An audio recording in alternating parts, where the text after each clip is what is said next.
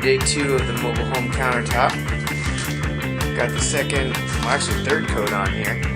Put just a tad of texture in it along the edges, and it's hard to see but along the top as well. We got the first coat of acid on the bathroom sink. We went with the golden wheat. As you can see, it's already starting to react with the minerals inside here, the concrete. And it's going to go through a series of color changes, and then we're going to put a little bit diluted formula on top of that as a second coat.